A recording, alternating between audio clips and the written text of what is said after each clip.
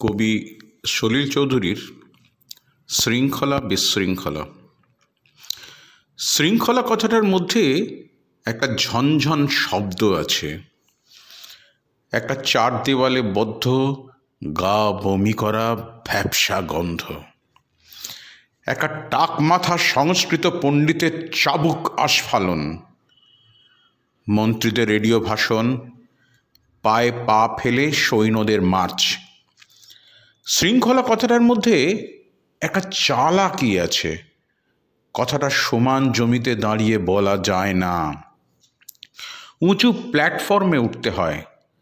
শ্রোতারা সবসময় নিচু শ্রেণীর, আর উপদেষ্টা হলেন বক্তা। বিশৃঙ্খলা কথাটা কিন্তু শৃঙ্খলার ঠিক বিপরীত নয়, শৃঙ্খল থেকে পুরোপুরি মুক্ত নয়। ওর মধ্যেও শৃঙ্খলের একটা ঝনঝন আছে, তবে সেটা বাজে বেতালায়। ওর মধ্যে একটা ইচ্ছাকৃত অনিচ্ছা আছে, আগাছার বেপরোয়া গন্ধ। ওটা যদি স্বতঃস্ফূর্ত হতো তাহলে ওর মধ্যে অরণ্যের সম্ভাবনা ছিল। আমার মায়ের হাতে সাজানো সেই ছোট্ট বাংলোটার মধ্যে কিন্তু শৃঙ্খলা বিশৃঙ্খলা এ দুটোর কোনোটাই ছিল না। যদিও একটা পাপোশ পর্যন্ত সরাতে গেলে মনে হতো বাড়িটার ভারসাম্য বুঝি নষ্ট হলো।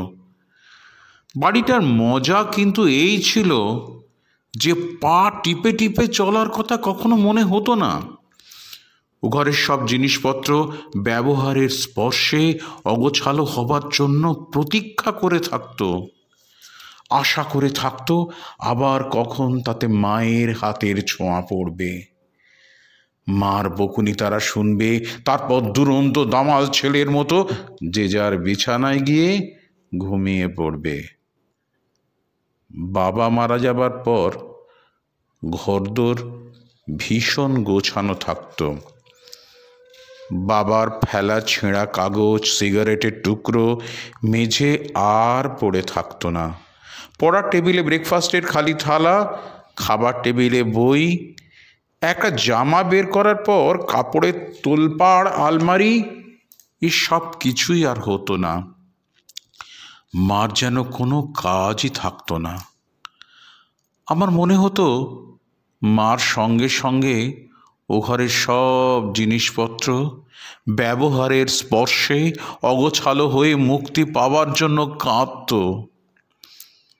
আবার আমি অনেক বড় বড় সাজানো বাড়ি দেখেছি, সাজানো কিন্তু ঠিক গোছানো নয়। ওটা ইংরেজির টিপটপ। ওর মধ্যে মাইনে করা চাকর বাকরদের হাত আছে, কিন্তু গোছানোর মধ্যে যে ভালোবাসা আছে, শৃঙ্খলার মধ্যে সেটা নেই। অগোছালোর মধ্যে যে প্রত্যাশা আছে, বিশৃঙ্খলার মধ্যে সেটা নেই। শৃঙ্খলা কথাটা পুরুষ, গোছানো কথাটা স্ত্রী।